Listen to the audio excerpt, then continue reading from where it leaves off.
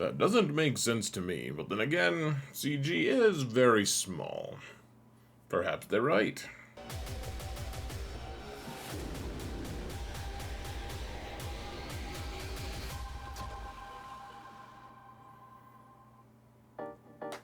Hello everyone, and welcome to another episode of Zareth Prevails. Today we're going to talk about all the crazy stuff that has surfaced. I might have missed some of it, who knows. But we got the new title update, tons of stuff in the data mine, and it's all very interesting, folks. So real quick, huge shout out to my patrons. You guys are awesome. Thank you so much for everything that you do. I couldn't do this without you. And if you want to support this channel for free, folks, all you gotta do is hit that thumbs up button, like, subscribe, comment, melt the algorithm, folks. It's within you somehow. It's not dissimilar to what BS Rafiki kind of fed to Simba, if we're being honest. So, also, huge shout out, guys. I don't have a graphic for it. Huge shout out to the guys at the event server, specifically Sig, who did all the data mine stuff for this video that I'm using. Amazing stuff, and you can find a link to their Discord server in the video description. Go hang out there. There's like 1 million people. It's very populated. You can hang out on my server. It's less by people. We still have a lot though. It's better, obviously. No, they got a good group there. Okay, so what's available? We're getting new Lightspeed Bundles, folks. This is crazy. We're getting one for unlocking C-3PO, which means we're getting Ewoks. We're getting Night Sisters. We're getting Padme unlocked as well, GNoce's, and then probably the most interesting one to me is the General Skywalker Unlock Bundle, which there's a lot going on there, folks. Honestly, there just really is. So let's go through them each. First, let's just talk about General Skywalker's bundle. He's got. So to unlock him, you need a capital ship, and I don't remember off the top of my head if you need the negotiator or not, but they're giving you a full 7-star negotiator. This is a crazy thing. It's $50. This is the most expensive bundle by exactly double what the next one is, but you get a ton of characters and you get all of those ships. Like, you also Plo Koon, no one wants to gear Plo Koon, right? No one does. And so getting his ship, getting him, he's already at Relic 3, really nice. All these requirements are also requirements in most of the other places that you might find them. They're requirements for a ton of different places. Honestly, this is a very strong deal. It's $50, yes, and I recognize not everyone needs to do it, but this one's crazy. We'll talk about it in the context of other ones. First, let's talk about Night Sisters. So, the first thing that I noticed was there's no Marin in this pack, but you get all of the Night Sisters up to Relic 3, which is not bad. Is that a 3? Yeah, it's a 3. So, that's cool. It's fine. Keep in mind that there's going to be a little overlap here. Asajj is something you'll unlock in General Skywalker's pack, and then you'd also unlock Asajj in this one, or rather, it just would overlap, and you wouldn't get anything for it. Now, the Night Sisters are good. The thing I would make sure everyone understands here, though, if I could, is you're going to use 4 of these, and the others, maybe they'll be good for platoons or something. Maybe you'll find some use for them, but you need Marin to make this work. The other thing I will point out, though, folks, is Night Sisters are actually quite a bit in demand for a lot of reasons. Right now, I'm using them with a Doubt Cron to do some pretty cool stuff, to be able to, you use them to apply doubt to people, and you have to have everyone at Relic 3 or higher. This gets you there, except for Marin, of course. I've always loved Night Sisters. They do a lot of work in a ton of different places. They're like a core team, a foundational team that you don't need much gear for, but this is nice. You can get them here. This is probably the one that I'm most likely to purchase for one of my alts, to be honest. This one's a good deal. You just have to remember you're buying 4 Night Sisters that are interesting, and if you're doing the General Skywalker one, you're really buying 3. still, for $15, it's not too bad. Now we have GNoceans here, and there's only 5 GNoceans. You get them all at Relic 3. This one is also one that I may end up purchasing for one of my... this is a great one for early game players, honestly, guys. They can be used. They can be used in a lot of different places. You can use them to get into a better guild. To be able to compete and unlock the Watt node. Not the. I mean, gosh, that's such a long time ago. But there's still guilds who are doing the GNoce territory battle.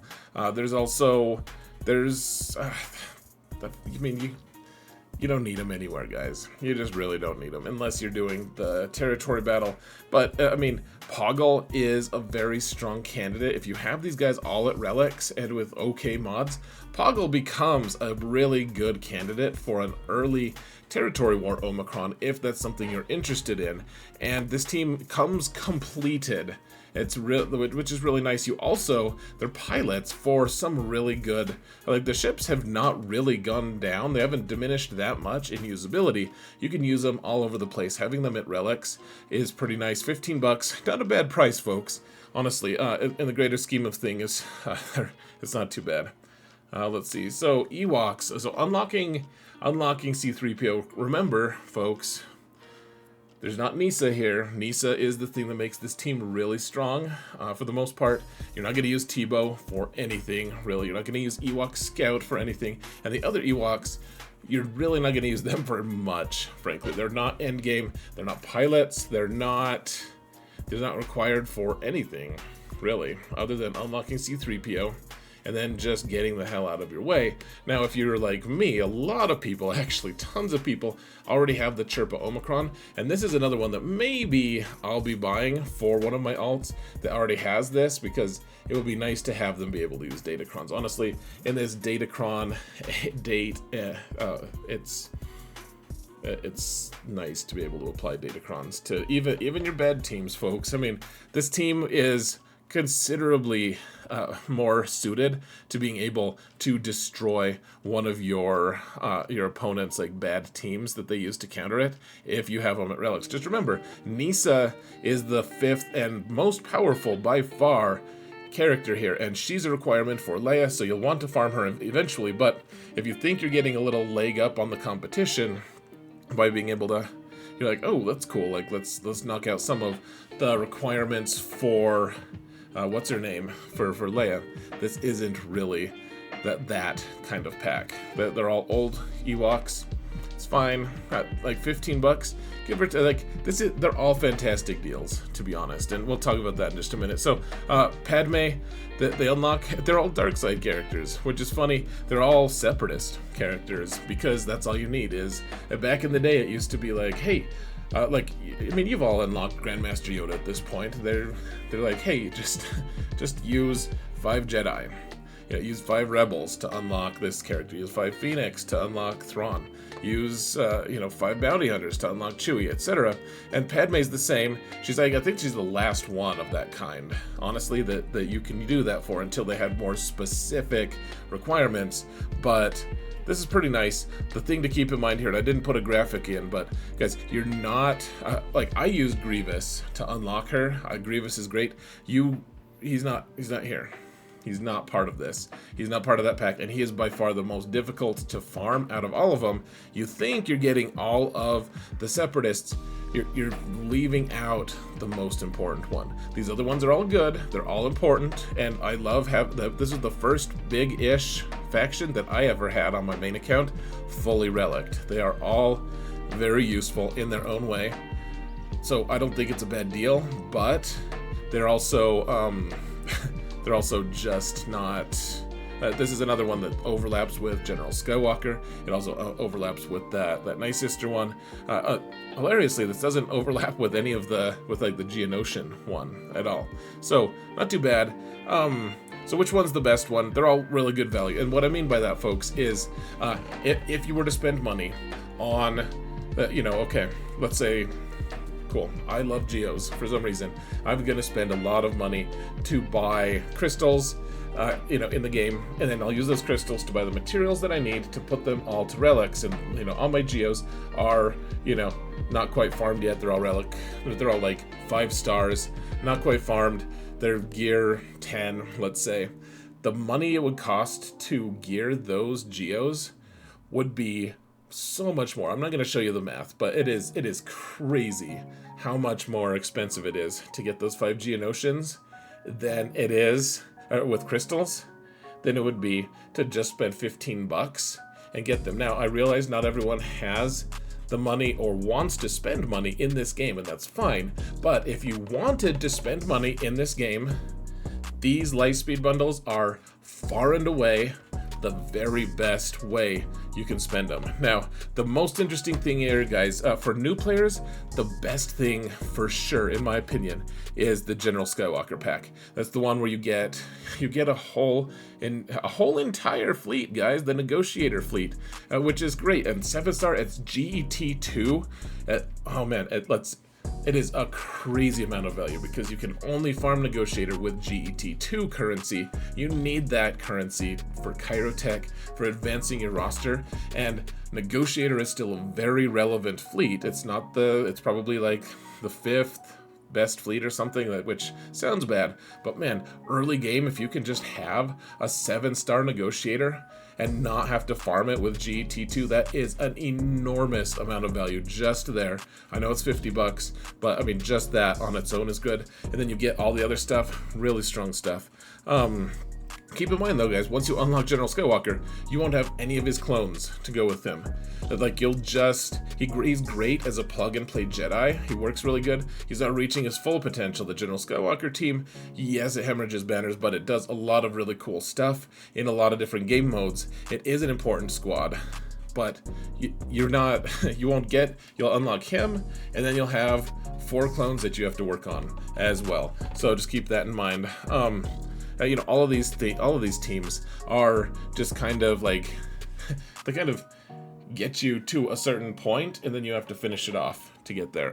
Not too bad though. They really aren't that bad of value. Now we have another piece of information, guys, totally separate from the Lightspeed bundles. Like, Lightspeed bundles, really cool stuff. I love those catch-up mechanics. Really amazing stuff. Mandalore in Rise of the Empire, totally new thing. First off, we unlock it on Tatooine. It's the same node, or it's the same kind of unlock as we would do from Baraka to unlock Zepho, right? So, you use Seer and one of the Cals at Relic 7 on Baraka to unlock Zepho, right? And so 30 of your guild has to do that mission, and once you do it, once you complete the mission and win, then you're able to unlock Baraka, or you're able to unlock Zepho.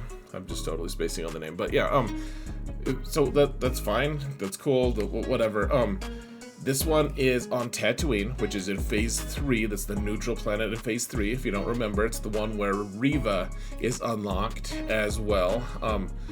And so you need Bo-Katan, you need Beskar Mando, both at Relic 7. You can find what I'm talking about here, guys, in the top right corner.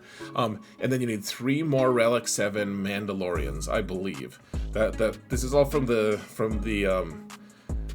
data mine. So if I get something wrong, please let me know in the comments, respectfully. I'll try to pin it. Honestly, guys, I'm not trying to mislead anyone, I promise. But then it's the exact same reward as unlocking Zepho or doing the Night Sisters battle in Rise of the Empire on Dathomir, or doing the Saw mission on Kashyyyk. You get 50 GET2, which doesn't sound like a lot, but if your whole guild does it, it adds up to be a lot, and that helps with the Kyrotech crunch.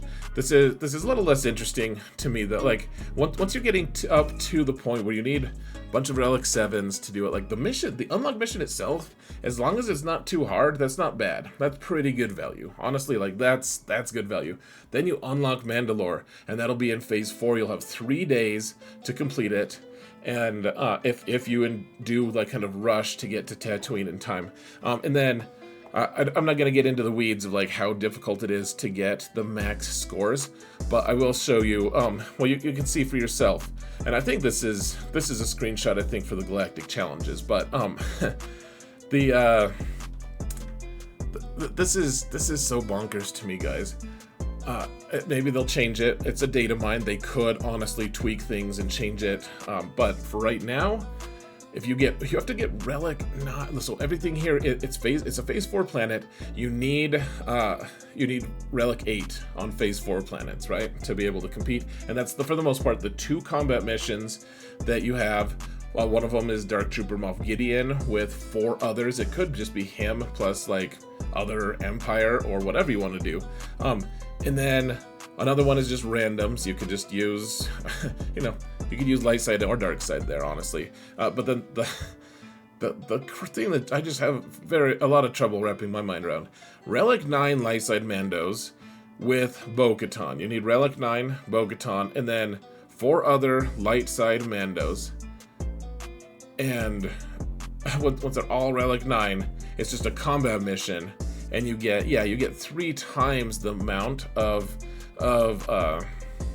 currency or whatever it's called, of the points for the planet. And I guess that's good enough. I don't know how many. I didn't bother to look how many it takes to complete the planet or whatever, but Relic 9 is a crazy amount of investment for just a combat mission. It is completely bonkers.